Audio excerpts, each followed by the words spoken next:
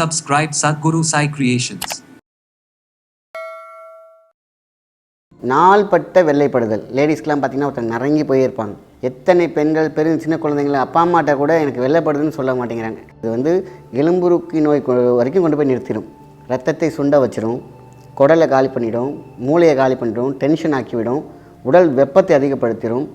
இன்னும் போக போக போக கல்யாணமாகி உங்களுக்கு குழந்தை பேர் வரைக்கும் பிரச்சனை ஆகிடும். இதுலேருந்து ஆரம்பிக்கிறது தான் பிசிஓடி, ஃபைப்ராய்ட் சிஸ்ட், நீர்க்கட்டிகள். இது எல்லாமே பார்த்திங்கனாக்கா கர்ப்பப்பையில் இருக்கக்கூடிய வால் திக்னஸ், எண்டோமோட்டிக் சிஸ்டம் எல்லாமே அடி வாங்குறதே இந்த இதில் தான் வருது. ஹெல்த்தை பதப்படுத்தக்கூடிய, சமப்படுத்தக்கூடிய, எல்லா வல்லமை சக்தியும் கொடுக்கக்கூடிய, எனர்ஜியை கொடுக்கக்கூடிய, இம்யூனிட்டியை கொடுக்கக்கூடிய, பாதுகாப்பான மெட்டபாலிசத்தை பேலன்ஸ் பண்ணக்கூடிய ஒரு சக்தியான சாறு.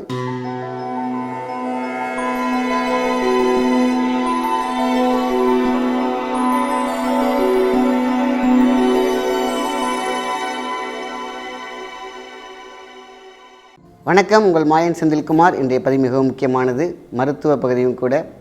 வெண்பூசணி சாறு இதை குடிக்கலாமா? உடம்பு கோல்ட் ஆகிடுமா? இதை எனக்கு நிறைய பேர் குடிக்க சொல்கிறாங்க, சஜஸ்ட் பண்ணுறாங்க. செய்யலாமா? தாராளமாக. வெண்பூசணி மாதிரி ஒரு மிகப்பெரிய ஒரு மருந்து மகத்துவம் இல்லவே கிடையாது. ஏன் அப்படின்னு கேட்டிங்கன்னா, வாழ்க்கையில் யாரெல்லாம் வெண்பூசணி சாறு காலையில் குடிக்கிறதா எடுத்துக்கிறாங்களோ அவங்களுக்கு 100% ஆயுசு 100, வியாதி கிடையாது. இருக்கிறவங்க குடித்தா வியாதியெல்லாம் காணா போயிடும். உடல் சூடு பேலன்ஸ் ஆகிடும், நியூட்ரல் ஆகிடும். வாதம் பித்தம் கபத்தை பேலன்ஸ் பண்ணக்கூடிய சக்தி இந்த வெண்பூசணி லேகியத்துக்கு தான் உண்டு. வெண்பூசணி லேகியமாகவும் கிடைக்கிது, ஜூஸாகவும் கிடைக்கிது. இப்போ இந்த லேகியத்தை பற்றி வரேன். நாட்டு மருந்து கடையிலேயே வெண்பூசணி லேகியம் கிடைக்கும். நாள்பட்ட வெள்ளைப்படுதல் லேடிஸ்க்கெலாம் பார்த்திங்கன்னா ஒருத்தர் நரங்கி போயிருப்பாங்க. நான் என்ன சாப்பிட்டாலும் உடம்புல ஒட்ட மாட்டேங்குது, அழகாக அவங்கள்ட்ட போய் வெள்ளைப்படுதான்னு கேட்டோம்னா ஆமாம் சார்பாங்க. வெளியில் சொல்கிறதுக்கு கூச்சம். எத்தனை பெண்கள் சின்ன குழந்தைங்கள அப்பா அம்மாட்ட கூட எனக்கு வெள்ளைப்படுதுன்னு சொல்ல மாட்டேங்கிறாங்க. நேற்று ஒருத்தவங்க ஃபோன் பண்ணுறாங்க, என் பிள்ளைக்கு நான் நிறைய விஷயங்கள் மருந்தெல்லாம் வாங்கி கொடுத்துட்டே இருந்தேன், நான் உங்கள்கிட்ட கூட நான் கேட்டிருக்கேன், பட் அவள் இன்னமும் தேரலை, அப்படியே ஒல்லியாகவே சின்ன நரங்கி போனவே இருக்கிறா. நேற்று தான் சார் உண்மையே ஒருத்தர் சொன்னான், வெள்ளைப்படுதுங்கிற விஷயத்தையே நானாக லைட்டாக கேட்டு டவுட்டில் கேட்டேன், என்னப்பா அப்படின்னு கேட்குறேன். ஆமாம் அப்படின்னு சொல்லியிருக்கு. எத்தனை நாளாக, எத்தனை வருஷமாக எப்படின்னா ரொம்ப நாளாகவே, ரொம்ப வருஷமாகவே அப்படி இருக்குமா அப்படின்னு சொல்லியிருக்கு. அப்போது ஒரு தாய்கிட்ட எந்த ஒரு குழந்தையும் இதை பார்க்குற வீடியோ தயவுசெய்து இதெல்லாம் சொல்லிவிடுங்க. இது எலும்புருக்கி நோய் வரைக்கும் கொண்டு போய் நிறுத்திடும். ரத்தத்தை சுண்ட வச்சிடும், குடலை காலி பண்ணிடும், மூளையை காலி பண்ணிடும், டென்ஷன் ஆக்கிவிடும், உடல் வெப்பத்தை அதிகப்படுத்திடும். இன்னும் போக போக போக கல்யாணமாகி உங்களுக்கு குழந்தை பேர் வரைக்கும் பிரச்சனை ஆகிடும். இதுலேருந்து ஆரம்பிக்கிறது தான் பிசிஓடி, ஃபைப்ராய்ட் சிஸ்ட், நீர்க்கட்டிகள். இது எல்லாமே பார்த்திங்கனாக்கா கர்ப்பப்பையில் இருக்கக்கூடிய வால் திக்னஸ், எண்டோமோட்டிக் சிஸ்டம் எல்லாமே அடி வாங்குறதே இந்த இதில் தான் வருது. ஸோ இது ஒரு வைரஸ். நல்லா கேட்டுக்கோங்கப்பா. அந்த வைரஸ், கிருமிகள், பாக்டீரியாலாம் சேர்ந்து உடம்புலேயே உள்ளே வெள்ளை பூத்த மாதிரி ஆயிடுச்சுன்னா என்ன ஆகும்? பசிக்காது, பீரியட்ஸ் நல்லா இருக்காது, ரெகுலர் இருக்காது, கொஞ்சம் கொஞ்சமாக கர்ப்பப்பை சுருங்க ஆரம்பிக்கும், கருமுட்டைகள் சரியான வேலை செய்யாது. இவ்வளோ விஷயம் பெண்களுக்கு இருக்குது. அப்படியே ஆண்களுக்கு பார்த்திங்கன்னா விரை குட்டைகள் பார்த்திங்கன்னா காஞ்சி போயிடும், அதோடய ஸ்பெர்ம் உற்பத்தி பண்ணுறது நிறுத்திடும். அதேமாதிரி பார்த்திங்கனாக்கா எதுலேயுமே இன்ட்ரெஸ்ட் இருக்காது, நாட்டம் இருக்காது, ஒரு மூலையில் உட்காந்துருப்பாங்க, தாழ்வு மனப்பான்மை வந்துடும், ஸ்ட்ரெஸ்ஸு வந்துடும். உடம்பு சூடாகவே இருந்தால் எப்படி இருக்கும்? ஒரு மொபைல் சூடாகவே பேசிக்கிட்டு இருந்தோம்னா ஹேங் ஆகும் இல்லையா? மூளை ஹேங் ஆகும். இப்படி பல விஷயம் இருக்குது. வெறும் வெள்ளை வெட்டை மட்டும்தானா? அப்படி கிடையாது. அந்த காலத்துலேயே சொல்லியிருக்காங்க, வெட்டை முத்துனா கட்டம்பாங்க. இது நிறைய விஷயங்கள் இருக்குது, நம்ம டீப்பாக போக தேவையில்லை. இந்த வெண்பூசணி சாறு, அதாவது பூசணிக்காய் காலையில் என்ன பண்ணணும், லைட்டாக சீவிட்டு 2-3 பீஸ் போட்டு ஜூஸ் அடித்து குடிச்சிடணும். இதுதான் ஒரு சிம்பிளான விஷயத்தில் எவ்வளோ பெரிய ஹெல்த் அடங்கியிருக்கு. பிளட் சர்க்குலேஷன், ஹார்ட்டு, நுரையீரல், ஃபேட்டி லிவர்லாம் இருக்காது, லிவருக்கான போஷாக்கு, கிட்னிக்கு எவ்வளோ பெரிய ரீஃபுனேஷன், டோட்டலாக பாடி கிளென்சர். இதில் ஆண் பெண் 2 பேருமே காலையில் எழுந்திரிச்சி ஹஸ்பண்ட் அண்ட் ஒய்ஃப் 2 பேரும் ஒரு டம்ளர் கொடுங்க, அவ்வளோ ஸ்டாமினா குடிக்கும். ஆரம்பத்தில் கொஞ்சம் சில பேருக்கு பார்த்திங்கன்னா அனிச்சையாக சில கோல்டு பிடிக்கிற மாதிரி இருக்கும். அது டோட்டலாக பாடி ஹீட்டை ரெடியூஸ் பண்ணுற ஒரு மெத்தட். ஸோ வெண்பூசணி சாராக குடிக்கணும். ஈவினிங் இப்போ சாப்பிட்டு முடிச்சிட்ட பிறகு வெண்பூசணி லேகியம் அப்படின்னு சொல்லி வாங்கி வச்சுட்டு 1 ஸ்பூன் சாப்பிட்டு முடிச்சுட்டு 1 ஸ்பூன்.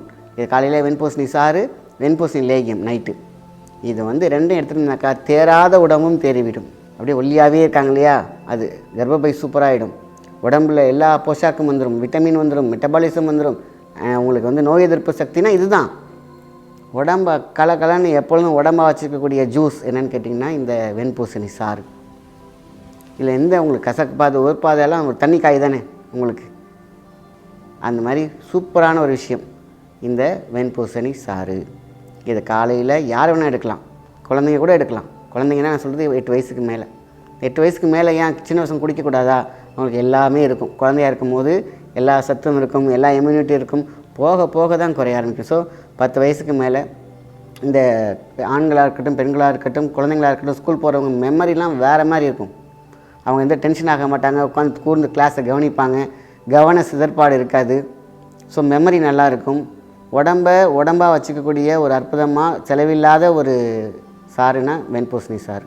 உடல் உஷ்ணம் தான் எல்லா வகையான வியாதிக்கும் காரணம். இதை நான் எப்போலேருந்து சொல்லிக்கிட்டே இருக்கேன். தொப்பில் எண்ணெய் போடுங்க, தேங்காய் எண்ணெய் போடுங்க, காலில் தேய்ங்கன்னுலாம் சொல்லியிருக்கேன். அதெல்லாம் தாண்டி இது வந்து ஹெல்த்தை வந்து பதப்படுத்தக்கூடிய, சமப்படுத்தக்கூடிய, எல்லா வல்லமை சக்தியும் கொடுக்கக்கூடிய, எனர்ஜியை கொடுக்கக்கூடிய, இம்யூனிட்டியை கொடுக்கக்கூடிய, பாதுகாப்பான மெட்டபாலிசத்தை பேலன்ஸ் பண்ணக்கூடிய ஒரு சக்தியான சாறு இந்த வெண்பூசணி சாறு. சாதாரண விஷயம் கிடையாது. சித்தர்கள்லாம் நிறையாவே பாடிட்டாங்க இந்த வெண்பூசணி சாரை பற்றி. ஸோ காலையில் வெண்பூசணி சாறு, வெண்பூசணி லேகியம் மாறி மாறி எடுத்துகிட்டு வாங்க.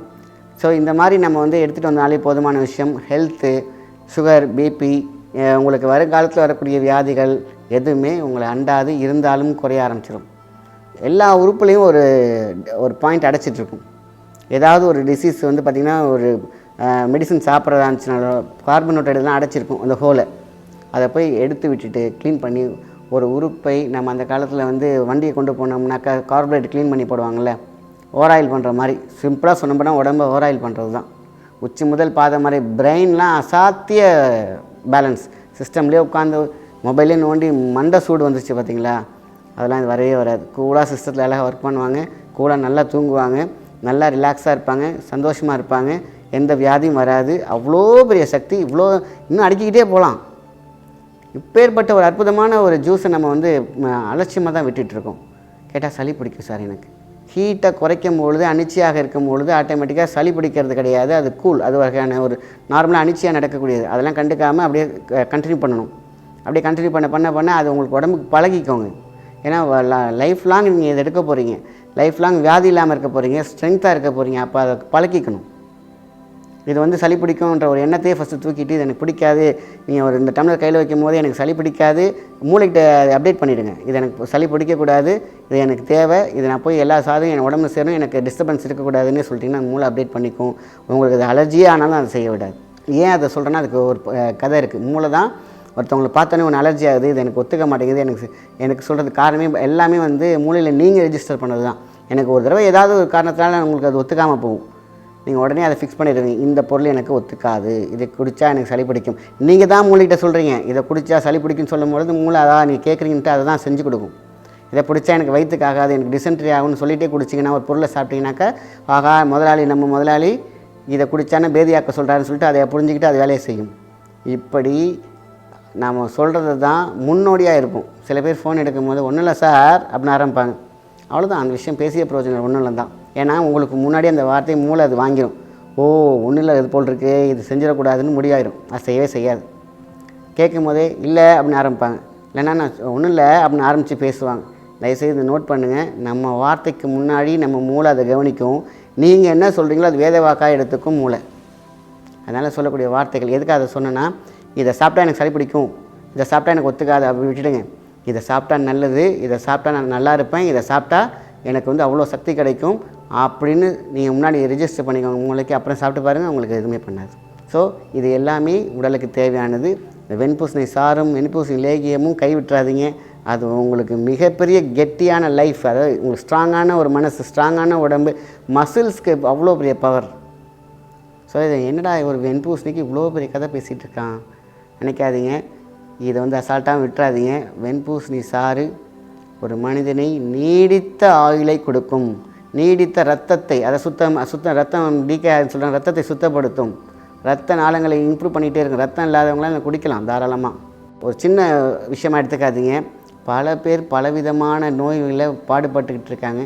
இதனால் இதை எடுத்தாங்கனாலே போதுமான விஷயந்தான். தி பெஸ்ட் த ஃபுட்டுனா நம்ம வந்து வெண்பூசணியை சொல்லலாம். இதை மட்டும் தயவுசெய்து மேக்ஸிமம் ஷேர் பண்ணுங்கள். இன்றைக்கி வந்து வயிறு வலி, மாதவிடாய் காலங்களில் வந்து எனக்கு துடிச்சு போயிடுவாங்க லேடிஸ்லாம். ஸோ அவங்களுக்கு எல்லாமே இதை ரெகுலராக எடுக்கும்போது இந்த பிரச்சனை இருக்காது, கர்ப்பப்பை பிரச்சனை இருக்காது, கருமுட்டை பிரச்சனை இருக்காது, மென்சஸ் பீரியடில் பெயின் இருக்காது. ஸோ அவங்களுடைய மேரேஜ் ஆன பிறகு குழந்தை பிறக்கிறதுக்கு எந்த விதமான சிக்கலும் இருக்காது. அவங்களுக்கு கர்ப்பப்பை வந்து பவுன் மாதிரி ஆயிடும். ஸோ ஏன்னா ஹீட் இருக்காது, அங்கே உள்ள எந்த சிக்கலும் இருக்காது. ஸோ இவ்வளோ விஷயம் இருக்குது பெண்களுக்கு. ஆண்களுக்கு வெள்ளைப்படாது, அவங்களோட ஸ்பெர்ம் கவுண்ட் பயங்கரமாக இம்ப்ரூவ் ஆகும். அதேமாதிரி ஸ்டாமினா இருக்கும், அவங்க உடம்பு எப்பொழுதுமே உடம்பாக இருக்கும், ஸ்ட்ரென்த்தாக இருப்பாங்க, இம்யூனிட்டியாக இருப்பாங்க, ஒர்க் அவுட் பண்ணுறவங்களுக்கு எந்த டயர்டும் இருக்காது. ஸோ இதெல்லாம் இருந்தாலே போதுமான விஷயம் தானே. இந்த வெண்பூசணி சாறு எடுக்கும்போது மட்டும் பார்த்திங்கன்னா அந்த சதையை இருக்குது பார்த்திங்களா, மேலே அந்த விதை பகுதியை கொஞ்சம் எடுத்துகிட்டு சதையை மட்டும் இப்படி பீஸாக எடுத்து அழகாக கட் பண்ணி மிக்சியில் போட்டு, தோலோடு சில பேர் போட்டு ஐயோ எனக்கு பிடிக்கலன்னு நினைப்பாங்க. தோல்லாம் அழகாக கொஞ்சம் சீவிடுங்க. வெறும் இந்த சதை இருக்குது பார்த்திங்களா, அதை மட்டும் போட்டு ஜூஸ் அடித்து பாருங்கள். எந்த விதமான கசப்பு இருப்பாது, துவர்க்கு இருக்காது, தண்ணி காய் உடம்பு அழகாக பவுன் மாதிரி வச்சுக்கும். இந்தமாரி என்ன வேணும்? அதனால் வெண்பூசணி லேகியத்தையும் வெண்பூசணி சாறையும் மிஸ் பண்ணாதீங்க. ரெண்டையுமே ஒரே நாளில் எடுக்கலாம். காலையில் வெண்பூசணி சாராக எடுத்துக்கோங்க, நைட்டு லேகியமாக எடுத்துக்கோங்க. இதுக்கு என்ன விற்பாடு, லேகியத்தில் பார்த்திங்கன்னா நெய்யிலேருந்து இன்னும் நிறைய ஹெர்பல்ஸை போட்டு செய்யும் பொழுது இன்னும் நமக்கு ஸ்ட்ராங் கிடைக்கும். அதுக்கு தான் லேகியத்தையும் மிஸ் பண்ணிடாதீங்க. நல்ல விஷயத்தை மற்றவங்க ஷேர் பண்ணுங்கள். நன்றி, வணக்கம்.